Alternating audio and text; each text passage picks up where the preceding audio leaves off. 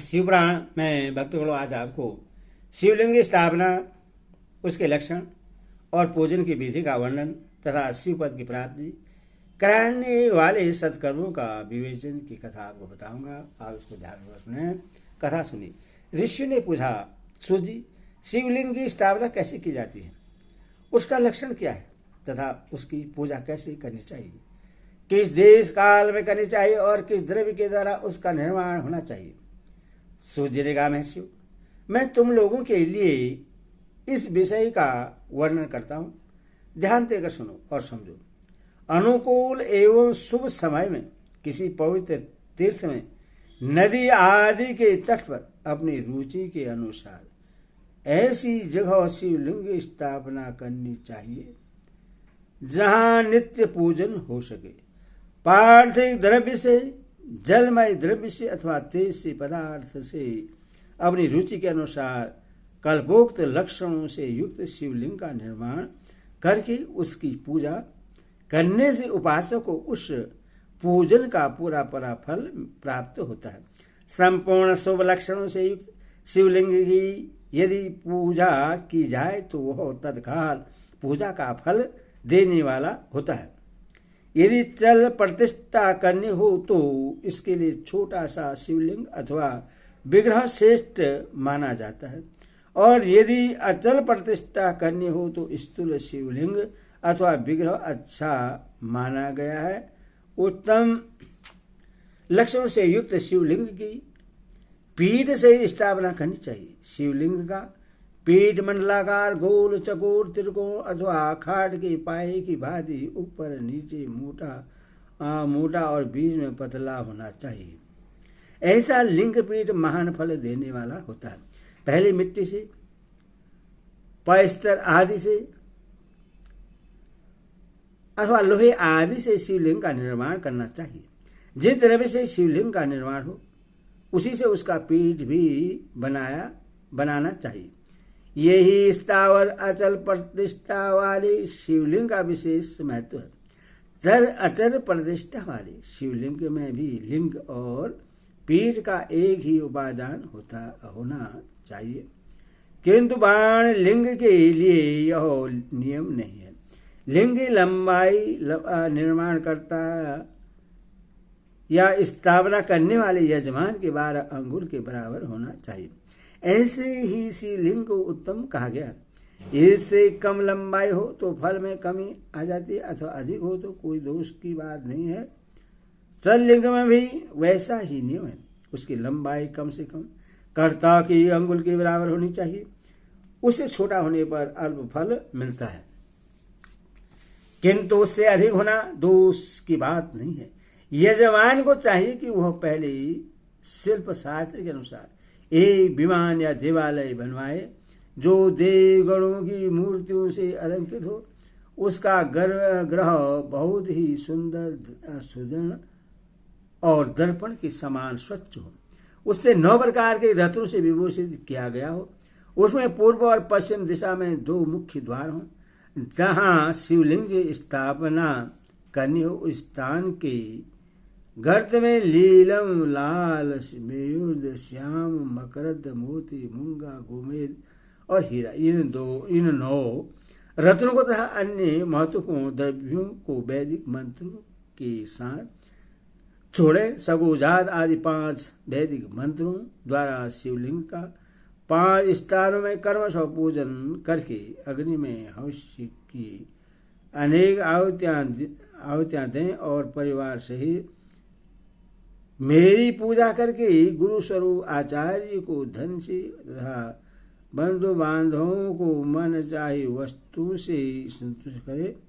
या तो वो जड़, सुवर्ण, ग्रह एवं भू संपत्ति तथा चेतन गौ आदि वैभव प्रदान करे। स्थावर जगत सभी जीवों को यत्नपूर्वक संतुष्ट करके एक गड्ढे में सुवर्ण अथवा 9 प्रकार के रत्न भरकर सगो जाता आदि वैदिक मंत्रों का उच्चारण करके परम कल्याणकारी महादेव का ध्यान करें। तदनुसार नाद घोष से युक्त महामंत्र ओमकार ओम का उच्चारण करके उन गड्ढे में शिवलिंग की स्थापना करके उससे पीठ से सेवित करें। इस प्रकार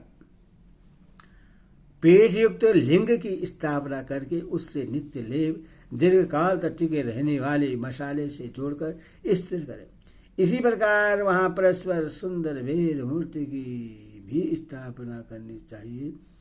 सारांश यह है कि भूमि संस्कार आदि की सारी विधि जैसे लिंग प्रतिष्ठा के लिए कही गई है, वैसे ही बेर मूर्ति प्रतिष्ठा के लिए भी समझनी चाहिए। अंतर इतना ही है कि लिंग प्रतिष्ठा के लिए परवण मंत्र के उच्चारण का विधान है, परंतु बेर की प्रतिष्ठा पंचाक्षर मंत्र से करनी चाहिए। जहाँ लिंग की प्रतिष्ठा हुई है वहाँ भी उत्सव के लिए बाहर सवारी निकालने आदि के निमित्त बेर मूर्ति को रखना आवश्यक है। बेर को बाहर से भी लिया जा सकता है, उसे गुरु जनों से ग्रहण करें। ब्रहा बेर वही लेने योग्य है जो साधु पुरुषों द्वारा पूजित हो। इस प्रकार लिंग में और बेर में भी की हुई महादेवी की पूजा शिवपद प्राप्त करने वाली होती है। स्थावर और जगम के भेद से लिंग भी दो प्रकार का कहा गया है। वृक्ष लता आदि को स्थावर लिंग कहते हैं और कृमि कीट आदि को जगम लिंग। स्थावर लिंग की सीजने आदि के द्वारा सेवा करनी चाहिए और जगम लिंग को आहार एवं जल आदि देकर तीर्थ करना चाहिए। उन स्थावर जगम जीवों को सुख पहुंचाने में अनुरक्त होना भगवान शिव का पूजन है, ऐसा विद्वान पुरुष मानते हैं। ये चराचर जीवों को ही भगवान शंकर के प्रतीक मानकर उनका पूजन करना चाहिए। इस तरह महालिंग स्थापना करके विविध उपचारों के द्वारा उसका पूजन करें। अपनी शक्ति के अनुसार नित्य पूजा करनी चाहिए तथा देवालय के पास ध्वजारोहण आदि करना चाहिए। शिवलिंग साक्षात शिव का पद प्रदान करने वाला है अथवा चरलिंग से षोडशोपचारों द्वारा यथोचित रीति से कर्म से पूजन करें। यह पूजन भी शिव पद प्रदान करने वाला है। आह्वान आसन अर्घ्य पाग पादांग आचमन अभ्यग पूर्व स्थान वस्त्र एवं यज्ञोपवीत गंध पुष्प धूप दीप नैवेद्य तांबूल संपन्न निराजन नमस्कार और विसर्जन, ये 16 उपचार हैं अथवा अर्घ से लेकर नैवेद्य तक विधिवत पूजन करें। अभिषेक नैवेद्य नमस्कार और तर्पण ये तथा यथाशक्ति नित्य करें। इस तरह किया हुआ शिव का पूजन शिव पद की प्राप्त कराने वाला होता है अथवा किसी मनुष्य के द्वारा स्थापित शिवलिंग में, ऋषियों द्वारा स्थापित शिवलिंग में, देवताओं के द्वारा स्थापित शिवलिंग में, अपने आप प्रकट हुए स्वयंभू लिंग में तथा अपने द्वारा नूतन स्थापित हुए शिवलिंग में भी उपचार संप्रण पूर्वक जैसे तैसे पूजन करने से या पूजन की सामग्री देने से मनुष्य ऊपर जो कुछ करता है, जो कुछ कहा गया है, वह सारा फल प्राप्त कर लेता है। कर्म से परिक्रमा और नमस्कार करने से भी शिवलिंग शिवपद की प्राप्ति कराने वाला होता है। यह नियम पूर्वक शिवलिंग का दर्शन मात्र कर लिया जाए तो वह भी कल्याणप्रद होता है। मिट्टी, आटा, गाय के गोबर, फूल, कनेर, पुष्प, फल, गुड़, मक्खन, भस्म अथवा अन्न से भी अपनी रुचि के अनुसार शिवलिंग बनाकर तदनुसार उसका पूजन करें अथवा प्रतिदिन 10,000 परवड़ मंत्र का जप करें अथवा दोनों संध्याओं के समय एक सहस्त्र परवड़ का जप किया करें। यह कर्म भी शिवपद की प्राप्ति कराने वाला है, ऐसा जानना चाहिए।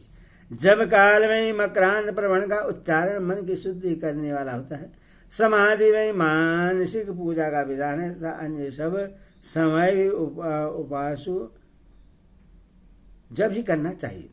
नाद और बिंदु से युक्त ओंकार का उच्चारण को विद्वान पुरुष समान परवण कहते हैं। यदि प्रतिदिन आदरपूर्वक 10,000 पंचाक्षर मंत्र का जप किया जाए अथवा दोनों संध्याओं के समय एक दूसरे सहस्त्र का ही जप किया जाए तो उससे शिवपद की प्राप्ति कराने वाला समझना चाहिए। ब्राह्मण के लिए आदि में प्रवण से युक्त पंचाक्षर मंत्र अच्छा बतलाया गया है। कलश से किया हुआ स्नान, मंत्र की दीक्षा, मात्र कलाओं का न्यास, सत्य से पवित्र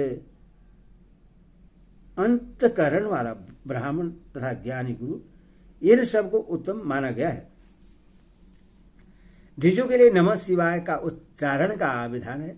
द्विजेतरों के लिए अंतमन्ना पद के प्रयोग की विधि है, अर्थात वे शिवाय नमः इस मंत्र का उच्चारण करें। स्त्रियों के लिए भी कहीं कहीं विधिपूर्वक नमस्ते दो उच्चारण का ही विधान है, अर्थात वे भी शिवाय नमः का ही जप करें।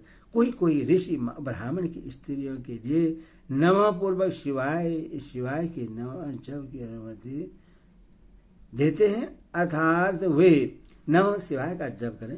पंचाक्षर मंत्र का 5 करोड़ जप करके मनुष्य भगवान सदाशिव के समान हो जाता है।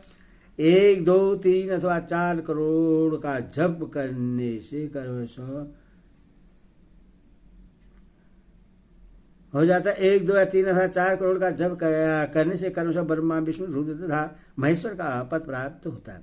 अथवा मंत्र में जितने अक्षर हैं उतना पृथक 1 लाख जप करें, अथवा समस्त अक्षरों का एक साथ ही जितने अक्षर हो उतने लाख जप करें। इस तरह के जप को शिवपद की प्राप्ति कराने वाला समझना चाहिए। यदि 1000 दिनों में प्रतिदिन एक सहस्त्र जप के कर्म से पंचाक्षर मंत्र का 10 लाख जप पूरा कर लिया जाए और प्रतिदिन ब्राह्मण भोजन कराया जाए तो उस मंत्र से अविष्ट कार्य की सिद्धि होने लगती है। ब्राह्मण को चाहिए कि वह प्रतिदिन प्रातःकाल 1008 बार गायत्री का जप करे। ऐसा होने पर गायत्री कर्म से शिव का पद प्रदान करने वाली होती है। वेद मंत्रों वैदिक सूक्तों का भी नियम पूर्वक जप करना चाहिए। वेदों का परायण भी शिव पद की प्राप्ति कराने वाला है, ऐसा जानना चाहिए। अन्यथा जो बहुत से मंत्र हैं उनका भी जितने अक्षर हो उतने लाख जप करें।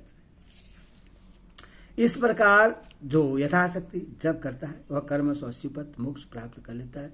अपनी रुचि के अनुसार किसी एक मंत्र को अपनाकर मृत्यु पर्यंत प्रतिदिन उसका जप करना चाहिए, अथवा ओम इस मंत्र का प्रतिदिन 1 सहस्त्र जप करना चाहिए। ऐसा करने पर भगवान शिव की आज्ञा से संपूर्ण मनोरथों की सिद्धि होती है।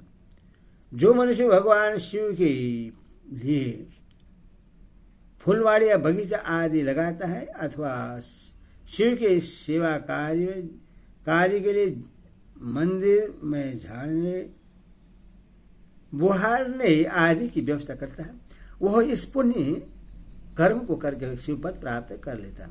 भगवान शिव के जो काशी आदि क्षेत्र हैं उन्हें भक्ति और वह नित्य निवास करें, वह जड़ चेतन सभी को भोग और मोक्ष देने वाला होता है। अथवा विद्वान पुरुषों को भगवान शिव के क्षेत्र में आमरण निवास नहीं करना चाहिए। पूर्ण क्षेत्र में स्थित बावड़ी कुआ और पोखरे आदि को शिव गंगा समझना चाहिए। भगवान शिव का ऐसा ही वचन है, वह वहाँ स्नान दान तथा जप करके मनुष्य भगवान शिव को प्राप्त कर लेता है। अतः मृत्यु पर्यंत शिव के क्षेत्र का आश्रय लेकर रहना चाहिए। जो शिव के क्षेत्र में अपने किसी मृत संबंधी का दाह दशा मास श्राद्ध संपिंडीकरण अथवा वार्षिक श्राद्ध आदि करता है, अथवा कभी भी शिव के क्षेत्र में अपने पितरों को पिंड देता है, वह तत्काल सब पापों से मुक्त हो जाता है और अंत में शिवपद पाता है। अथवा शिव के क्षेत्र में 7, 5, 3 या 1 ही रात निवास कर लें। ऐसा करने से भी कर्म स्व शिवपद की प्राप्ति होती है। लोक में अपने अपने वर्ण के अनुसार सदाचार का पालन करने से मनुष्य शिवपद को प्राप्त कर लेता है। वर्णानुकूल आचरण से तथा भक्ति भाव से अपने सत्कर्म का अतिशय फल पाता है। कामना पूर्वक किए हुए अपने कर्म के अभिष्ट फल को शीघ्र ही पा लेता है। निष्काम भाव से किया हुआ सारा कर्म साक्षात शिवपद की प्राप्ति कराने वाला होता है। दिन में 3 विभाग होते हैं, प्रातः मध्याह्न सायंकाल। इन तीनों में कर्म से एक एक प्रकार के कर्म संपादन किया जाता है। प्रातः काल को शास्त्र विहित नित्य कर्म के अनुष्ठान का समय ही जानना चाहिए। मध्यकाल सकाम कर्म के लिए उपयोगी है तथा सायंकाल शांति कर्म के लिए उपयुक्त है, ऐसा जानना चाहिए। इसी प्रकार रात्रि में भी समय का विभाजन किया गया है। रात के चारों पहरों में से जो बीच के 2 पहर हैं उन्हें निथिल काल कहा जाता है। कहा गया है विशेषतः उसी काल में की हुई भगवान शिव की पूजा अभिष्ट फल को देने वाली होती है। ऐसा जानकर कर्म करने वाला मनुष्य यथोक्त फल का भागी होता है।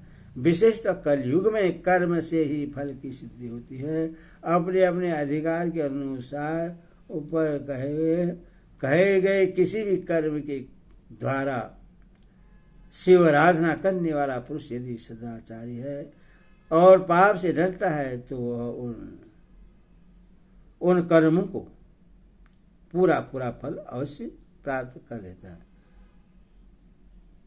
ऋषि ने कहा, सूजी पुण्य क्षेत्र कौन कौन से हैं जिनका आश्रय लेकर सभी स्त्री पुरुष शिव पद प्राप्त कर ले, हमें संशय में बताए। ओम नमः शिवाय।